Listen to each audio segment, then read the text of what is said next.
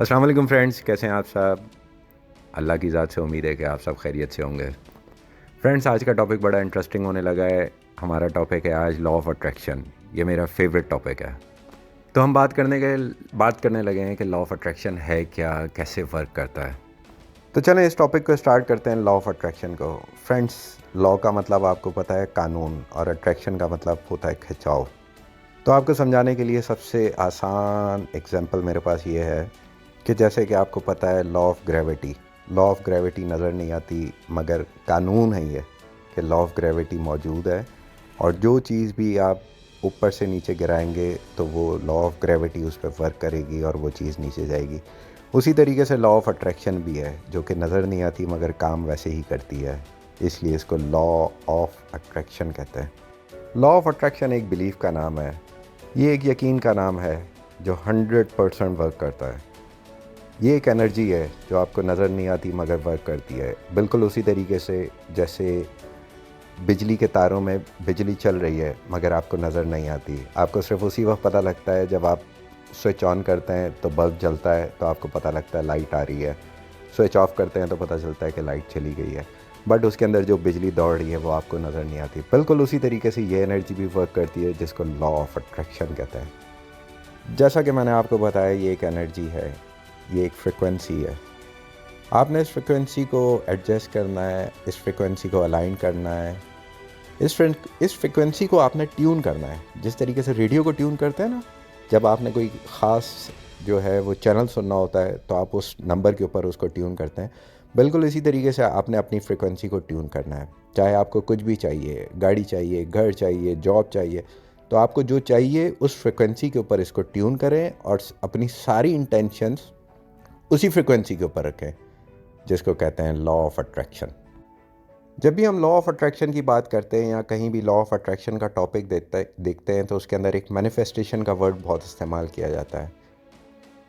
इस law of attraction की पूरी गेम के अंदर सारा game he law of manifestation का है। लॉ ऑफ मैनिफेस्टेशन के इर्द गिर्द ही ये सारी चीज़ें घूमती हैं।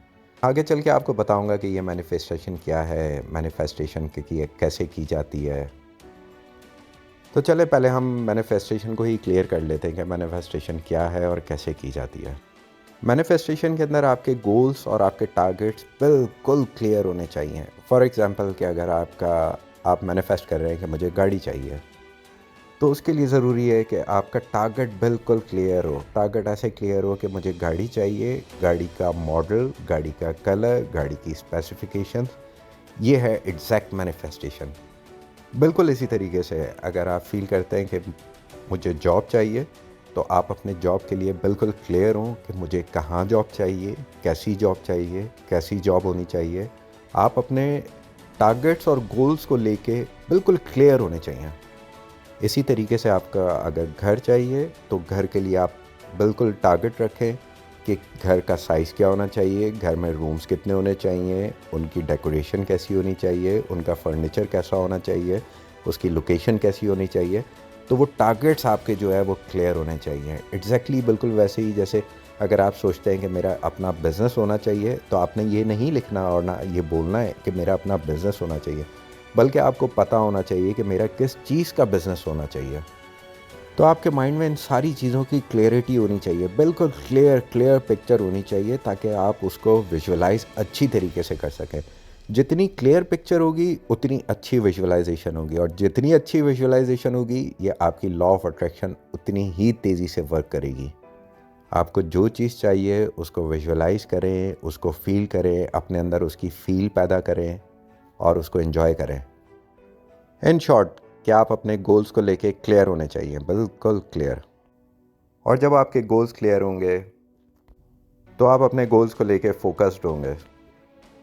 उसके बाद picturing yourself to achieving it. आपकी वाइब्रेशनल अलाइनमेंट हो गई है, आपने अपने आप को उसी फ्रिक्वेंसी पे सेट कर लिया है जो आपको चाहिए। बस आपने फोकस्ड रहना है अपनी डिज़ायर्स पर। उसके बाद बारी आती है एक्शन स्टेप्स की। एक्शन स्टेप्स में आपने सबसे पहले टाइम सेट करना है कि इस गोल को, इस टारगेट को मैंने कितने टाइम में अचीव करना है। 1 day, 1 week, 1 month, 1 year, 2 years. Time specifically आपने टाइम लिखना है कि इस गोल को मैंने 1 महीने में पूरा करना है या 1 साल में पूरा करना है। आपने अपने माइंड को टारगेट लाजमी देना है, चाहे वो कुछ भी हो।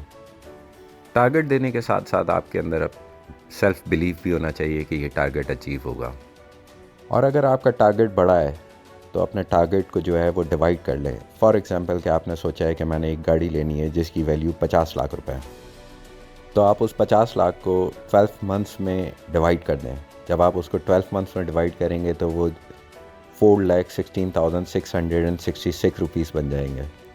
और जब इस अमाउंट को आप 25 डेज़ में डिवाइड कर लेंगे तो वो बन जाएंगे सिर्फ़ और सिर्फ 16,666 रुपीज़, 16,666 रुपीज़। देखें कितना छोटा हो गया टारगेट, तो आपको अचीव करने में उतनी ही आसानी हो जाएगी। और आप ये डेली का टारगेट रखें कि मुझे 16,666 रुपीज़ सेव करना है। और जिस दिन ये सेव ना हो सकें तो आपने ये नहीं सोचना कि आज नहीं हुए, अब आप टारगेट नेक्स्ट डे के ऊपर रखें कि आज मुझे करना है। अगर आप 1 साल के अंदर 50 लाख रुपए इकट्ठा करने में नाकाम अगर हो भी गए तो एटलीस्ट आप 30 लाख रुपीज़ पे लाजमी खड़े हुए होंगे। तो इसी तरीके से अपने टारगेट्स को जो है वो डिवाइड कर लें मंथ्स के अंदर, डेज़ के अंदर। आपका टारगेट ऑटोमेटिकली आपको छोटा लगेगा। अब आप कंफर्म बिलीव के साथ, पक्के यकीन के साथ अपने टारगेट पे लग जाएं। आपने घबराना बिल्कुल नहीं है, परेशान नहीं होना। अगर ये एक दिन आपका टारगेट अचीव नहीं होता, नेक्स्ट डे लाजमी होगा। तो पेशेंस रखें, लाजमी अचीव होगा। इस यकीन के साथ कि अचीव होगा, और ये होता है। आप अपनी मैनिफेस्टेशंस को रोज़ाना डायरी के अंदर लिखें, और उसके लिए आपको हर वक्त एनर्जेटिक रहना है, मोटिवेटेड रहना है। डीमोटिवेटेड कभी भी नहीं होना। मोटिवेटेड रहें, जितना मोटिवेटेड रहेंगे उतनी law of attraction speedy work करेगी। आपने ग्रेटिट्यूड दिखाना है, अल्लाह का शुक्र अदा करना है जो जो चीज़ें आपके पास मौजूद हैं। एक एक चीज़ को, एक एक नेमत को याद करके अल्लाह का शुक्र अदा करें कि मेरे पास ये सब चीज़ें मौजूद हैं। और बहुत सारे लोग ऐसे हैं इस दुनिया में जिनके पास ये चीज़ें मौजूद नहीं हैं। जब अल्लाह के आगे आप ग्रेटफुल होंगे, थैंकफुल होंगे, तो आपकी वाइब्रेशन और बढ़ जाएगी, आपकी फ्रिक्वेंसी और ज़्यादा तेज़ हो जाएगी, लॉ ऑफ अट्रैक्शन और ज़्यादा तेज़ी से वर्क करेगी। आप जिस चीज़ के लिए मैनिफेस्टेशन कर रहे हैं, लॉ ऑफ अट्रैक्शन का इस्तेमाल कर रहे हैं, उस चीज़ के लिए आप पहले से आप अल्लाह मियाँ से जो है वो शुक्रगुज़ार हो जाएं और अल्लाह के आगे उसका शुक्र अदा करें कि अल्लाह मियाँ तूने मुझे ये अता कर दिया। और आई एम 100% श्योर अगर आप ऐसा करेंगे तो आपकी लॉ ऑफ अट्रैक्शन और लॉ ऑफ वाइब्रेशन बढ़ जाएगी, और वो चीज़ आपको फ़ौरन से पहले अचीव हो जाएगी। अगर आपने टारगेट 1 साल का रखा है तो वो 6 महीने के अंदर ही अचीव हो जाएगी। यकीन माने मेरी बात का। आपने जो भी मैनिफेस्ट किया है, चाहे वो घर है, गाड़ी है, जॉब है, अच्छा पार्टनर है, आप फील करना शुरू करें कि वो मुझे मिल गया है और मैं उसके साथ अच्छा टाइम गुजार रहा हूँ, मैं अपनी गाड़ी को एंजॉय कर रहा हूँ, मैं अपने घर में बहुत ज़्यादा कंफर्टेबल हूँ। ऐसा करने से लॉ ऑफ अट्रैक्शन आपकी तेज़ी से वर्क करेगी। मेरी दुआ है अल्लाह से कि आपको जो भी चाहिए वो आपको जल्दी से मिल जाए, और आप मेरे हक़ में दुआ करिएगा। खुदा पामान।